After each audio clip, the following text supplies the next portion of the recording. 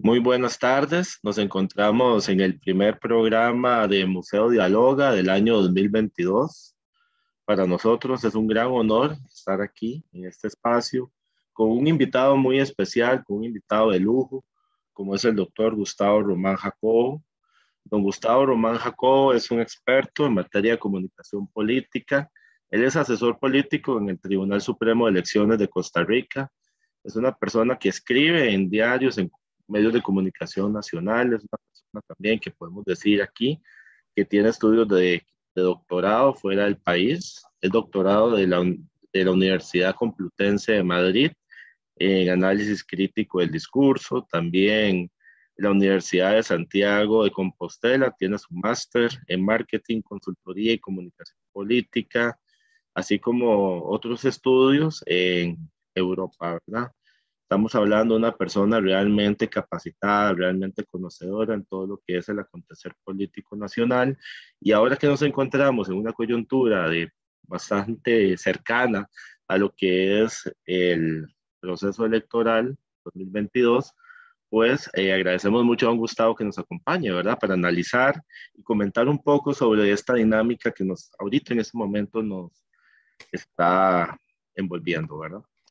En ese sentido, yo quisiera también saludar a mis colegas, Mariana Blanco Ortiz, de la Escuela de Historia de la UNA, así como Gustavo Campos, también de la Escuela de Historia de la Universidad Nacional de Costa Rica. Recordemos que el programa El Museo Dialoga es una producción del Museo de Cultura Popular de la Escuela de Historia de la Universidad Nacional de Costa Rica. Bienvenido, don Gustavo. Muchas gracias, Pablo. Muy buenas tardes también, Mariana, y a Gustavo. Para mí es un honor estar en el Museo Dialoga. Les agradezco mucho la invitación. Muy amable. Mariana. Sí, bueno, primero yo también hago extensas las gracias. Creo que no hay mejor forma que en la que estamos para abrir un 2022 cargado de temas electorales, de cuestiones políticas, de muchísimas decisiones que nos tocan a nosotros como costarricenses tomar. Y yo quisiera empezar, si podemos hablar un poquito de cuáles son las características de la cultura electoral costarricense, qué tenemos, qué no tenemos, en qué nos parecemos a otros países de la región, en qué nos hemos ido transformando también y qué tenemos de cara a estas elecciones presidenciales y legislativas del 2022. Nuevamente, muchísimas gracias, don Gustavo. Para nosotros es un gusto y creo que podríamos empezar por esas preguntas. Claro, con muchísimo gusto, Mariana. Vamos a ver, para nuestra sociedad fue bastante difícil la consolidación de el arreglo institucional, del acuerdo sobre los mecanismos electorales que se iban a utilizar en la competencia por el poder político.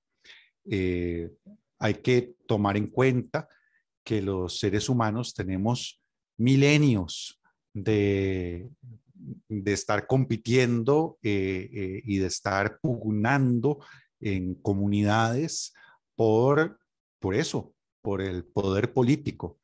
Y a lo largo de todo ese largo trayecto, la norma ha sido la violencia, rompernos con una piedra a la cabeza para imponer el mando. Es muy reciente, es una reciente conquista todavía de algunos pueblos y no de todos los pueblos de la tierra, eso que a veces damos por sentado, que es la fórmula de la democracia electoral, de la democracia liberal, de la democracia representativa, como distintas formas en las que se puede llamar al fenómeno. Pero es muy reciente y su arraigo en diferentes latitudes es distinto. Ha sido particularmente difícil en América Latina la consolidación de esos acuerdos institucionales La mayoría de los países lo lograron hasta lo que se conoce como la tercera ola de la democracia, a finales de los 70s y durante los 80s, incluso algunos un poquito más tarde, a principios de los 90s. Pero Costa Rica hizo ese recorrido un poco más temprano, después de nuestra guerra civil de 1948. Y fue un acierto de los representantes constituyentes en ese momento, la creación, entre otras cosas, de un organismo, el Tribunal Supremo de Elecciones, especializado e independiente para arbitrar y organizar esos procesos.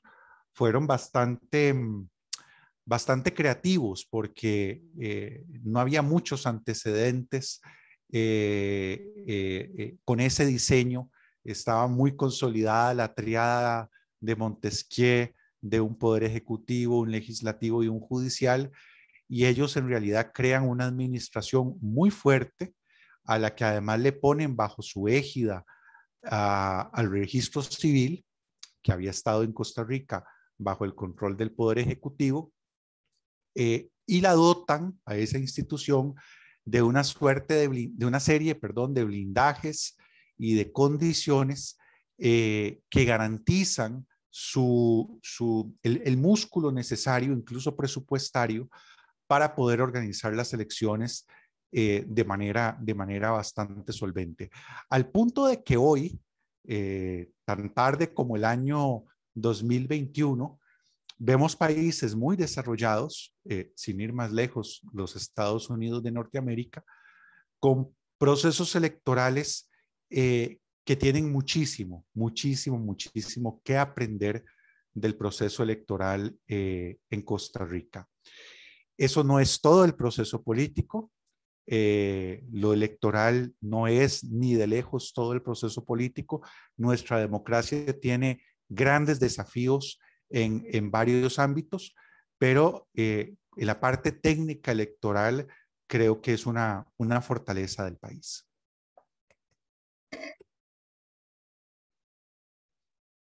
Gustavo, a mí me gustaría preguntarle, ahora que usted se refería al Tribunal Supremo de Elecciones.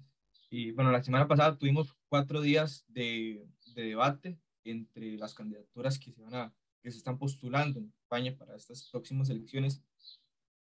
Y vimos de todo, ¿verdad? Y de todo de todo, desde aquello, creo que habíamos recordado cuando en las elecciones pasadas sacaron el enjuague bucal, ¿verdad? Bueno, en estos debates creo que eso fue un poquito más allá. Y se dejó ver, digamos, tal vez cómo las candidaturas nos observan a nosotros los votantes, a nosotros los ciudadanos que vamos a ejercer el voto. Yo quería preguntarle, ¿qué opina usted sobre estos debates? O sea, ¿cómo fue el contexto en el que se dio, verdad? La cuestión de la pandemia, los problemas y los escándalos que ha tenido el MEP últimamente. Pero quería preguntarle puntualmente, la cultura electoral que estamos manejando ahorita, tanto nosotros los votantes como los candidatos, ¿es lo que realmente deberíamos tomarnos en serio o es simplemente una chota lo que se está dando ahorita? Gracias, Gustavo.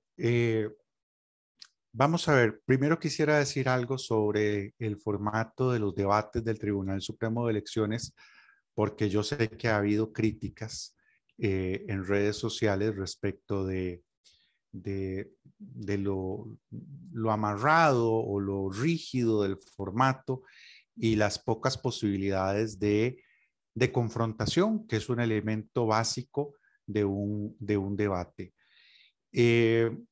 Hay que tomar en cuenta un condicionante básico que tiene el Tribunal Supremo de Elecciones a la hora de organizar este tipo de eventos.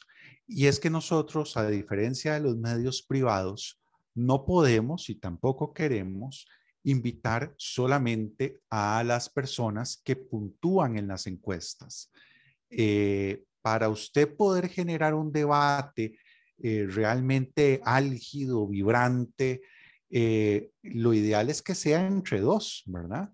Es el clásico Nixon versus Kennedy en los años 60 en los Estados Unidos. Y bueno, y si ya no va a ser entre dos, por lo menos entre tres, mucho cuatro, me decía hace poco el director de un importante medio de comunicación del país. La filosofía del Tribunal Supremo de Elecciones, nuestro objetivo es garantizar un piso mínimo de igualdad y de visibilidad para todas las candidaturas. Si encima no tenemos, como ha sido la tónica en el pasado, 13 candidaturas, como fue en el 2018, por ejemplo, sino que tenemos la escandalosa cifra de 25, y si además por condiciones pandémicas no podemos juntar a muchas personas en nuestro auditorio y hacer una producción televisiva con más candidatos, pues nos veíamos en esa circunstancia apremiante y difícil de resolver. Una crítica que nos han hecho es por qué incorporamos videos grabados y por qué no todo era en vivo. La explicación es muy sencilla, porque teníamos que hacer 4 programas distintos y debíamos tocar los mismos temas. También por ese principio de igualdad, porque si no, alguna candidatura hubiera dicho, ¿por qué en el programa que me tocó a mí se tocaron temas económicos que no son mi fuerte?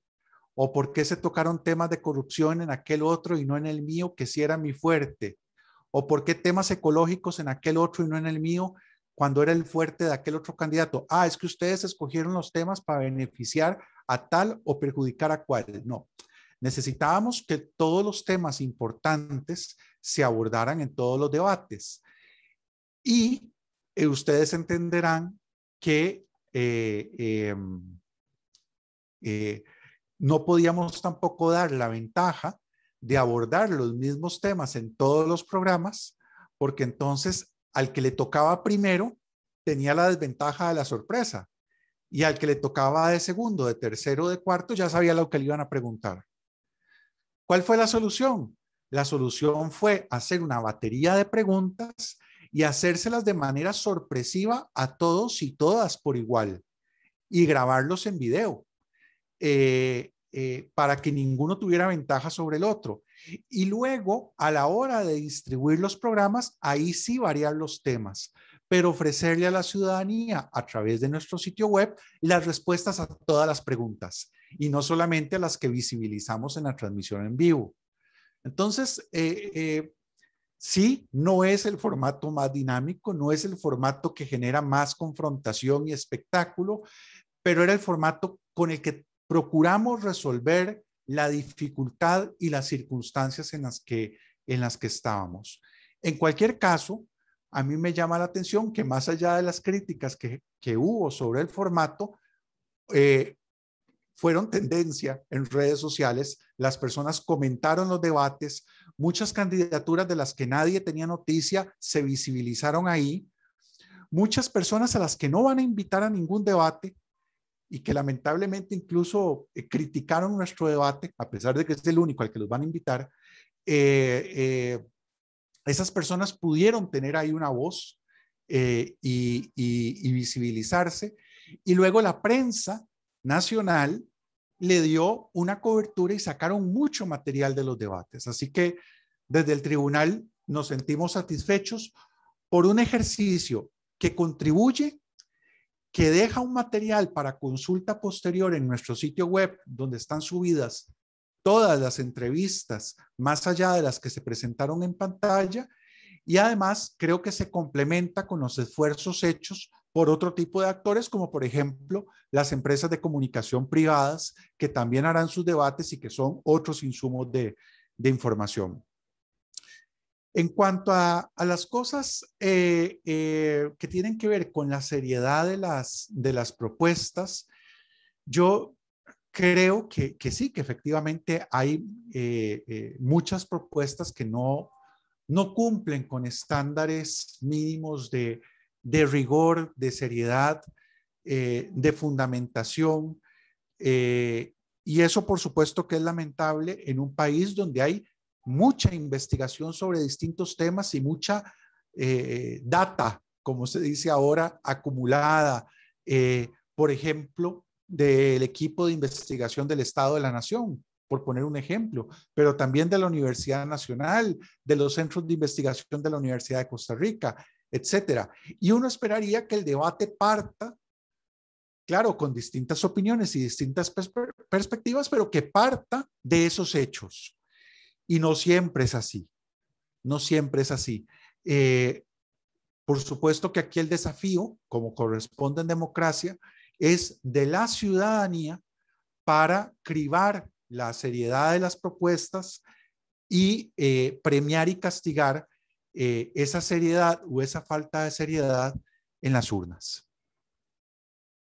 Muy bien, don Gustavo, recordando un poco la pregunta que hacía al inicio Mariana, ¿verdad? Sobre la transformación de la cultura electoral en Costa Rica. Yo quisiera tal vez una breve reflexión de estos últimos 30 años, ¿verdad? Cómo ha cambiado el mundo, no solo en el país, sino ya lo vemos a nivel global, lo que implica el auge de las redes sociales, lo que implica, por ejemplo, todos estos procesos que hemos vivido aquí de fragmentación del voto, cómo se fue minando un bipartidismo muy consolidado, por ejemplo, en la década de los 90, y tener toda esta, vamos a ver, todo ese archipiélago de alternativas o de propuestas, ¿verdad? En este panorama actual, ¿verdad? ¿Cómo logra el Tribunal Supremo de Elecciones llevar a cabo esa travesía, llamémoslo así, de la transformación de la cultura electoral en el país? Lo dice usted muy bien, Pablo, y no ha sido fácil porque se trata de un cambio social y político que no ha estado ni provocado ni acompañado por un cambio normativo. Pero efectivamente el panorama es muy distinto al de los 90, al de mediados de los 90, donde usted tenía, por ejemplo, a más de 7 de cada 10 costarricenses identificados con un partido político. Hoy tiene a 2 de cada 10 costarricenses identificados con un partido político. La identificación de la ciudadanía con los partidos se desplomó. Por otro lado, usted tenía 2 fuerzas muy dominantes, Liberación Nacional y hasta el año 83, las distintas coaliciones de herencia social cristiana, calderonista, que se coaligaban para cada evento electoral, y a partir del año 83, su consolidación ya definitiva en el Partido Unidad Social Cristiana. Y siempre una representación de la izquierda, que a veces era mayor y a veces era menor, pero estaba ahí presente. Los signos de cambio se empiezan a dar en 1998. Esa es la elección parteaguas. El dato más elocuente es el abstencionismo, que pasa de un 20% más o menos, que se había mantenido así entre 1962 y 1994, era una participación brutalmente alta, si uno la compara con la de cualquier otro país del mundo, y da un brinco a una abstención de 30-35%. Y así se ha mantenido desde 1998 a la fecha. La otra característica es efectivamente la caída o la disolución del bipartidismo, dando paso a un multipartidismo cada vez más exacerbado, con la consecuencia además de una fragmentación legislativa más grande. Y otra evidencia de ese proceso es que las segundas rondas electorales pasan de ser una anomalía a ser la regla. Fíjese usted que hasta el año 2002 nosotros no habíamos tenido ninguna segunda ronda. Debimos tener una, si no me equivoco, en 1932, pero hubo ahí alguna triquiñuela de las élites políticas del entonces, y entonces no hubo segunda ronda en 1932. pero hasta 2002 no fue necesario. Y luego, a partir de ese momento, con la excepción de 2006 y de 2010, en todos los casos hemos tenido que ir a segunda ronda y es muy previsible que este año tengamos que ir a segunda ronda porque ninguna candidatura recibe más del 40% de los votos válidamente emitidos. Y una última diferencia que quisiera apuntar y que usted también adelantó, tiene que ver con las formas de participación, de comunicación y de expresión política de la ciudadanía. Aquellas eran campañas electorales, la de aquella época del bipartidismo, eran campañas de masas, porque eran partidos de masas. A cualquier pueblo que uno fuera a este país, uno se encontraba el parque, la iglesia, la municipalidad y la casa club del partido A y del partido B. Eran partidos con una capacidad de organización territorial enorme y había un espíritu de participación muy masificado, ¿verdad? Las personas ponían banderas en sus casas, todas, de un color o del otro, se aglomeraban en las aceras de la avenida central, cada una con sus banderas, a veces un poquito violentas frente a la bandera contraria. Todo el mundo andaba con calcomanías, se andaba tocando el pito de los carros. Era una campaña muy ruidosa y su manifestación externa más clara era la plaza pública. La plaza pública y la famosa tumbacocos. Y las personas expresaban su militancia política básicamente moviéndose al son de la tumbacocos y moviendo una bandera debajo de una tarima. Entonces era una expresión de la política muy poco individualizada, muy masificada, muy caudillista también. Y eso, por supuesto, hemos visto cómo ha ido cambiando de manera radical. Yo le puedo decir que para esta elección de 2022, solamente un partido político, uno nada más, pidió autorización para realizar una plaza pública. Al final hubo que denegarlo por los lineamientos de salud. Pero así se ve la tendencia desde los últimos procesos electorales. Cada vez menos partidos políticos hacen plazas públicas. Cada vez menos personas ponen banderas en sus casas. Hay gente que cree que esto es porque el Tribunal Supremo de Elecciones lo prohibió. Y de hecho hay militancia partidaria vieja, gente que añora con nostalgia aquellas campañas de los años 70 y 80 que dicen es que el tribunal mató la fiesta electoral porque prohibió el embanderamiento. Eso no es verdad. Si hoy los partidos políticos nos presentan facturas de que gastaron tanto dinero en banderas y en calcomanías, se les reconoce ese gasto. El problema no es que no se reconozca el gasto, el problema es que la gente no quiere poner banderas y calcomanías.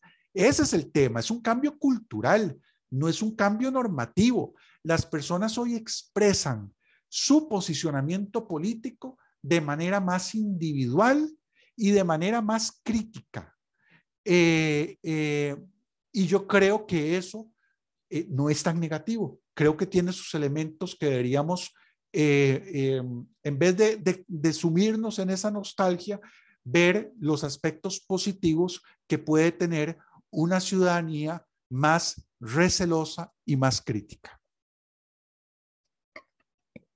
Don Gustavo, ahora que usted habla de esa muestra tan individual o más individual de cuestiones políticas, a mí obviamente y creo que a mis compañeros también nos salta en la mente las redes sociales como un medio de expresión, no solo de mi posicionamiento político, de mi ideología política, sino también un medio de debate, ¿verdad? De debate entre quienes vamos a ir a votar, pero también de debate y de representación de a quienes vamos a ir a votar.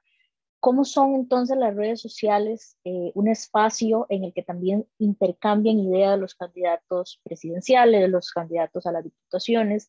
Y cómo esto, qué implicaciones tiene este comportamiento, ¿verdad? En la manera en la que el costarricense toma una decisión y luego acude o no a las urnas.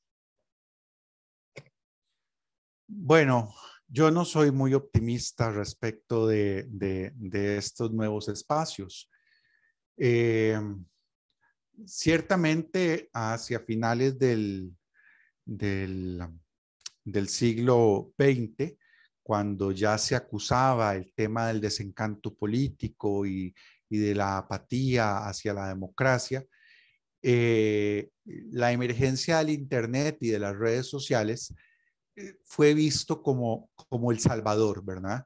Como lo que iba a revitalizar la democracia, iba a horizontalizar la discusión pública, la iba a democratizar, ya no iba a ser necesario pasar por los filtros editores de un Julio Rodríguez que decía si se publicaba o no se publicaba su artículo en La Nación o de un telenoticiero, y se iban a pluralizar las voces. El proceso de desengaño de esa expectativa fue paulatino, pero sin duda alguna su momento de inflexión fue el año 2016 con el Brexit en el Reino Unido y con el triunfo de Donald Trump después en los Estados Unidos. A eso se podrían sumar otras cosas como por ejemplo el referéndum de los acuerdos de paz en Colombia.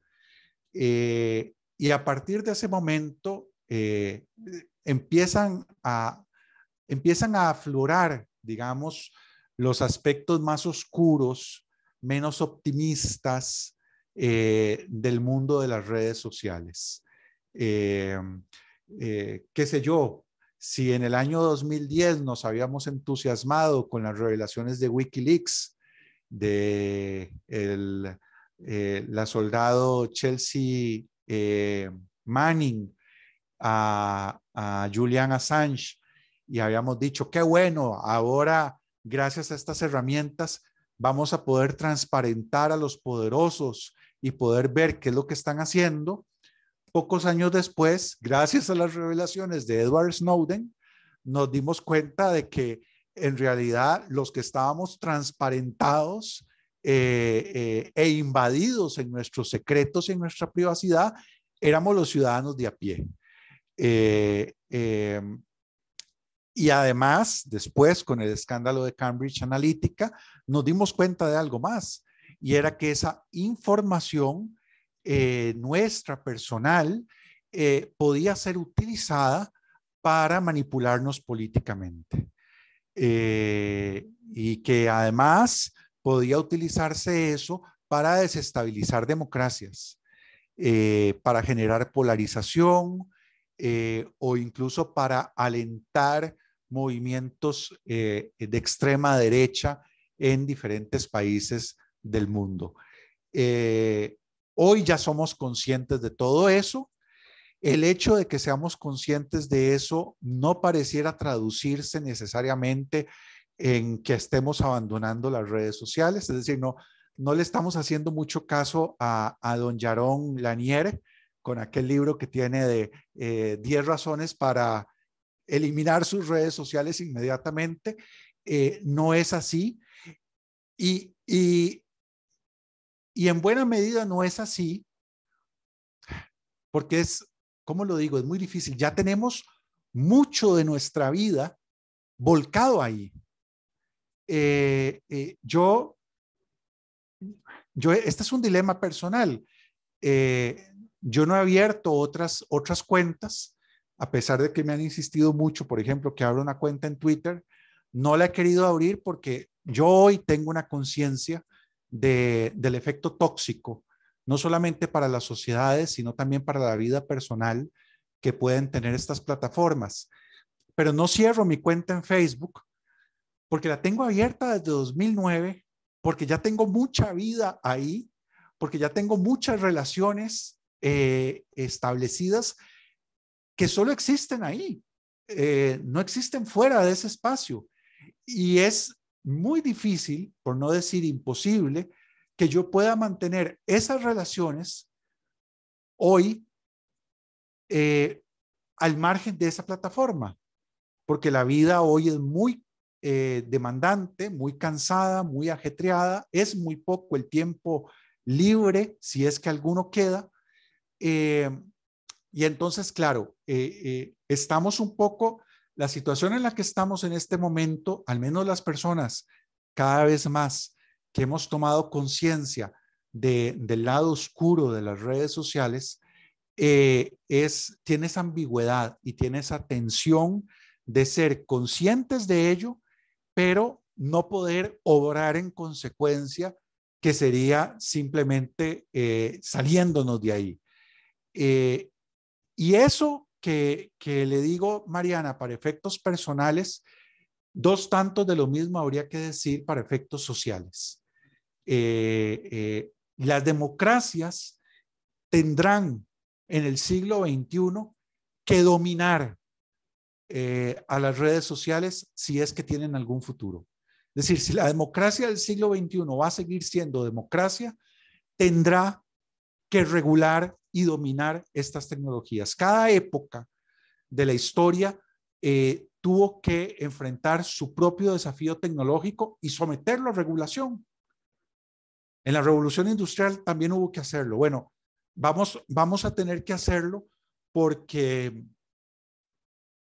no veo otra salida. No es viable ni simplemente salirnos, ni tampoco veo que sea viable seguir por la ruta en la que estamos, porque pueden ser una herramienta de socavamiento de la democracia.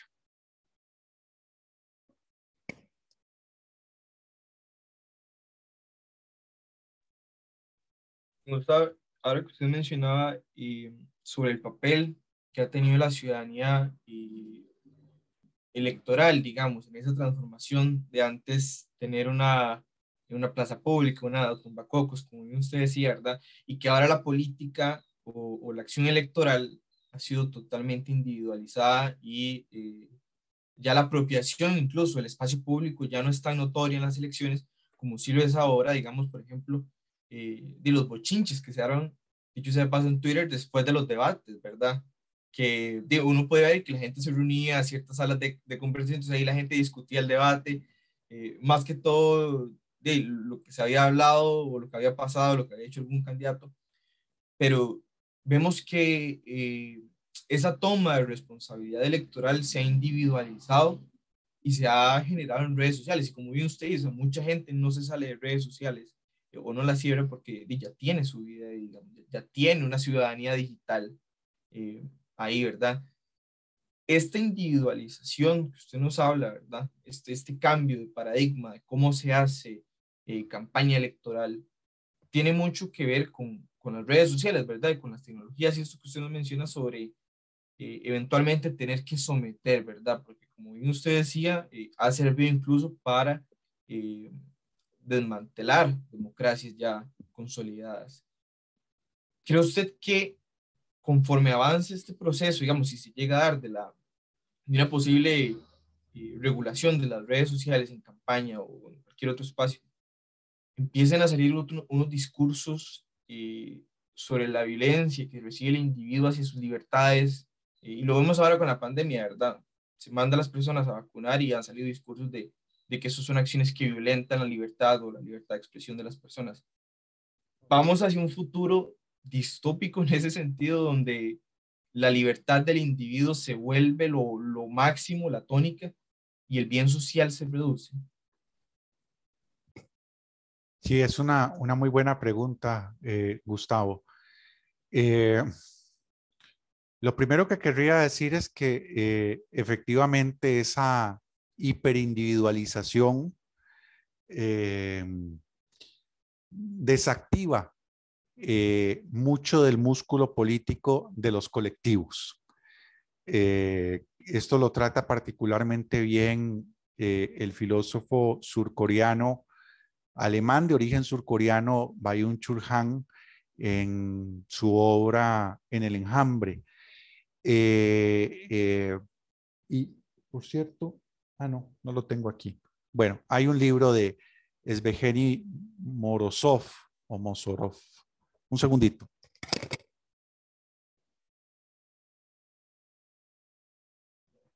Aquí está, voy a mostrarlo. Es esa idea de que básicamente se puede cambiar el mundo a punta de clics, ¿verdad? Ya no tengo que hacer las de Martin Luther King y todo el movimiento de los derechos civiles y enfrentar el garrote policial y la crudeza de las calles, porque ahora basta con firmar una de estas cosas de recolección de firmas de las distintas plataformas que hay para salvar las ballenas de no sé dónde y para recoger, para pedir la liberación de tal preso político. Es decir, todo lo soluciono desde el sillón de mi casa con un clic. El efecto que eso puede estar teniendo en la desarticulación y en la desmovilización de los movimientos sociales. Eso en punto al activismo de redes. Lo otro que usted me mencionaba es el tema de los derechos individuales. Uno de los últimos libros que escribió antes de fallecer, Svetan Todorov, se llama Los enemigos íntimos de la democracia. Básicamente el planteamiento del libro era que la democracia podía ser derrotada o podía sucumbir, podía enfermarse hasta morir, no por enemigos externos que la atacaran sí desde afuera, como se estaba todavía en ese momento vendiendo la amenaza del Islam después de la caída del muro de Berlín, que era la amenaza roja, sino que decía Svetan Todorov, creo que este libro es de 2011, 2012, decía, los enemigos íntimos son el crecimiento tumoral desmedido, desmesurado de aspectos que le son propios. Es decir, la democracia tiene una serie de elementos y de componentes que le son propios, que son básicos, que son esenciales en la vida en democracia, pero que tienen que coexistir en armonía con los demás o en tensión con los demás. Pero puede llegar un momento en el que se les sobredimensione de tal punto, a tal grado, que terminen ahogando, sofocando todos los demás. Y uno de los que menciona Todorov son los derechos individuales. Claro, y particularmente dentro del discurso neoliberal. La absolutización de los derechos individuales y de las prerrogativas individuales suponen básicamente la anulación de lo social. Y por esa vía, básicamente la guerra civil. Es un absurdo, es un engaño venderle a la gente esta idea equivocada de que democracia significa básicamente una soberanía absoluta de la vida de cada quien sobre su metro cuadrado, básicamente porque lo que supone la democracia es que compartimos un espacio común.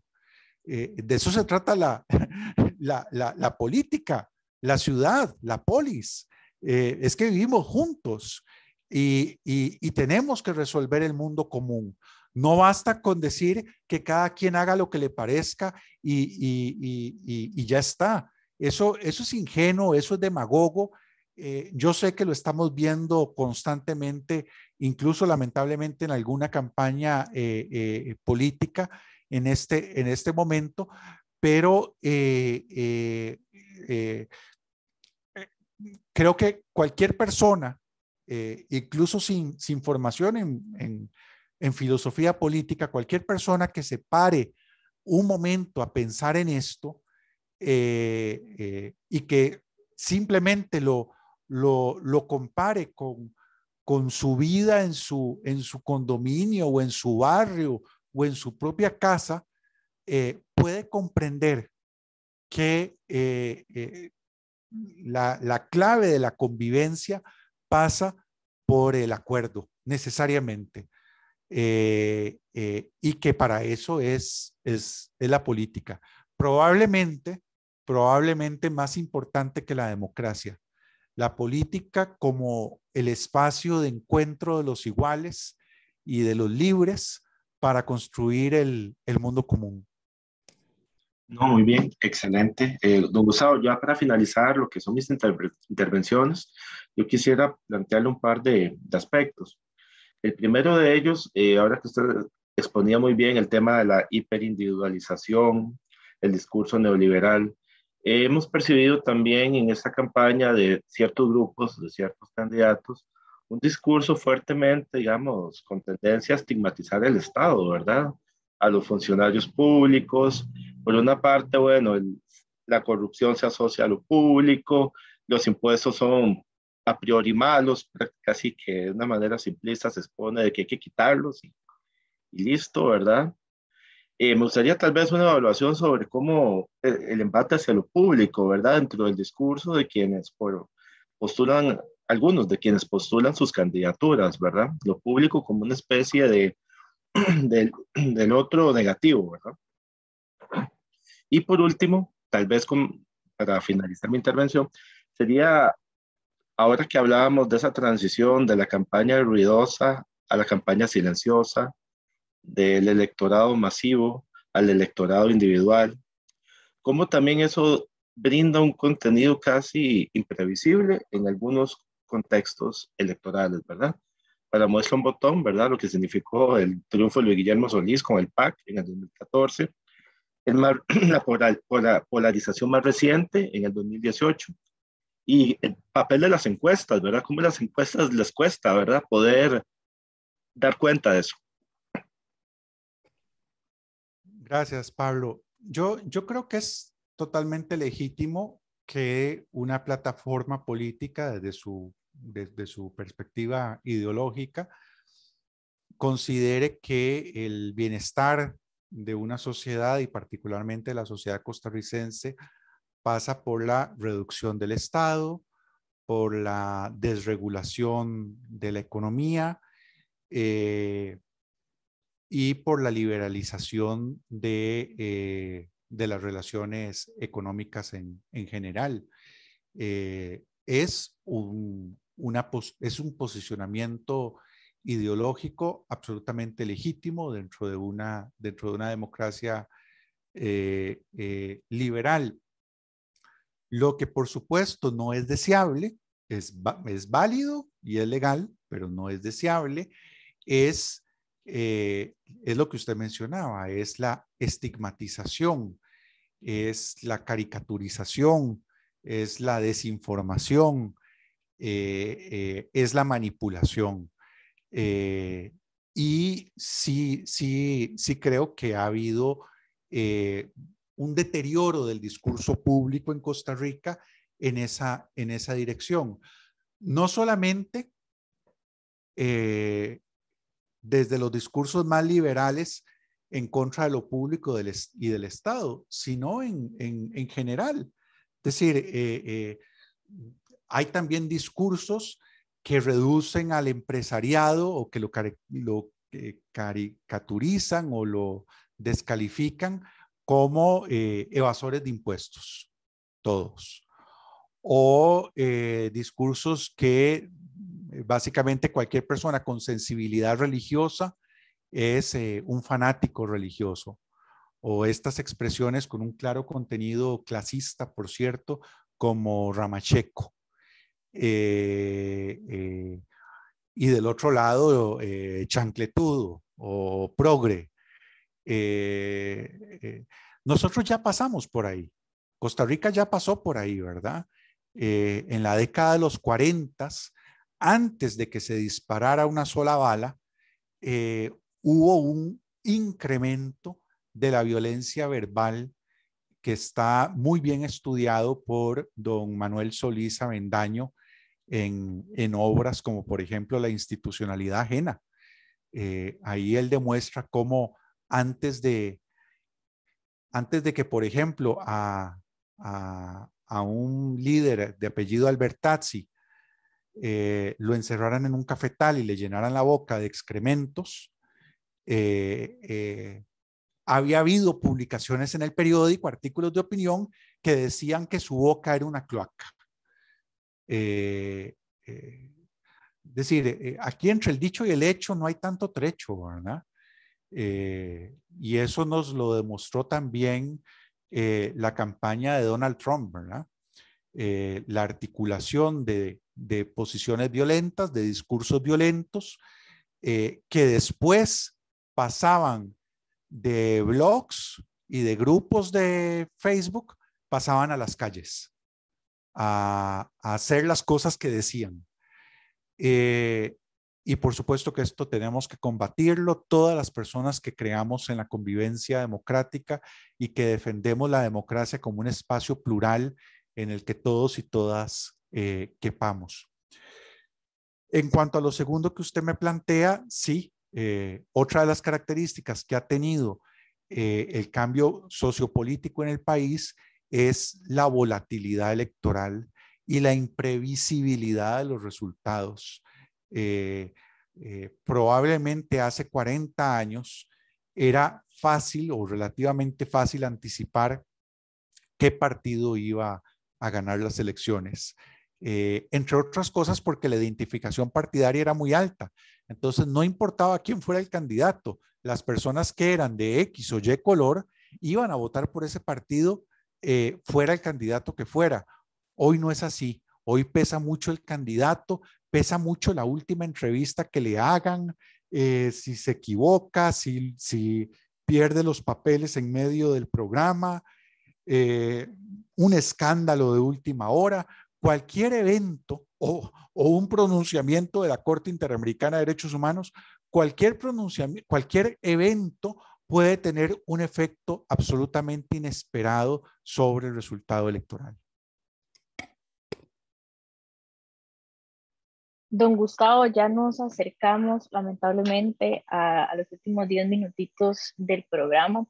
A mí me gustaría que si usted nos puede realizar una última reflexión acerca de cuáles son los retos que tenemos para este proceso electoral 2022 y cuáles fueron tal vez algunas enseñanzas de los últimos procesos electorales, particularmente, como usted lo mencionaba, de esas situaciones que acontecieron en el año 2018 que nos cambiaron tal vez el panorama, y también considerando la pluralidad de opciones políticas que tenemos hoy en las distintas candidaturas, tanto a nivel de elecciones presidenciales como de la Asamblea Legislativa.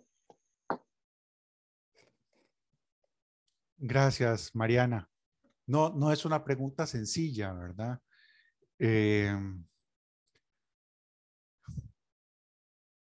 Porque yo creo que lo que más nos surge aprender no es algo fácil de aprender. Lo primero que sería necesario que aprendiéramos como sociedad es que tenemos muy mistificada la figura de la candidatura presidencial y del presidente. Lamentablemente las campañas giran en torno a eso y hay una pulsión en el imaginario costarricense alrededor de una figura de un salvador, de una persona que va a llegar a solucionar los problemas del país. Ya a estas alturas, después de 70 años de ejercicios democráticos ininterrumpidos y después de tantas experiencias, los costarricenses deberíamos ser conscientes de que los problemas políticos y los desafíos y la sola gestión del Estado costarricense es de una complejidad tal que que eso no se resuelve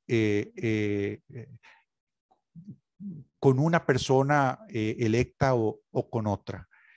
Quiero decir, nuestra participación política no puede pensarse, imaginarse y enfocarse en el día de la elección. Tenemos que entendernos como ciudadanos permanentes, como actores protagónicos de la vida en sociedad de manera permanente. Saber que vamos a elegir a personas que van a tener unas responsabilidades particularmente altas, de primera línea en la presidencia de la República y en las 57 diputaciones, pero que la vida del país, la vida política del país va mucho más allá de eso, y que no podemos el 7 de abril, después de haber electo presidente o presidenta, no podemos simplemente desentendernos, y que va a ser muy difícil. El país afronta situaciones muy complejas, su déficit fiscal sigue siendo elevado, tenemos en ciernes una crisis de nuestro sistema principal de pensiones, que es el IBM, el propio seguro de salud acusa un desfinanciamiento para menos de una década. Como humanidad toda enfrentamos el desafío existencial del cambio climático, del calentamiento global.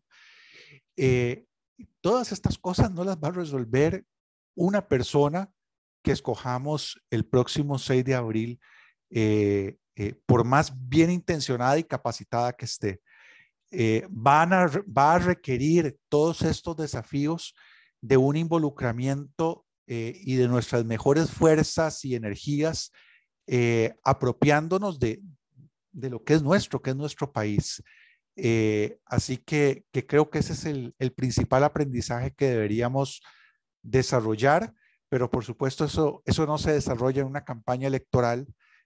Probablemente a veces la campaña electoral deseduca más en esa dirección, y eso va a tener que ser más un trabajo cultural y educativo que el país necesita si quiere superar la etapa del infantilismo político. Le agradecemos haber asistido a la invitación que le extendimos. La verdad, ha sido una tarde, una discusión muy rica, y creo que podemos cerrar con eso último que usted dijo, ¿verdad? Las problemáticas del país no se van a resolver después de las elecciones de abril.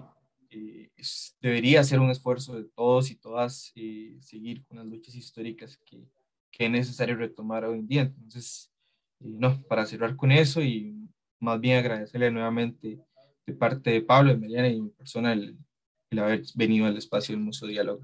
Muchas gracias. Muchas gracias a ustedes, ha sido un gusto, porque también a través de ustedes sé que puedo conectar con la comunidad de la Universidad Nacional, así que muchísimas gracias por la invitación y un gusto. Bueno, eso ha sido una edición del Museo Dialoga en su año 2022. Agradecemos al señor Gustavo Román por acompañarnos y les veremos en una nueva edición de su programa. Muchas gracias.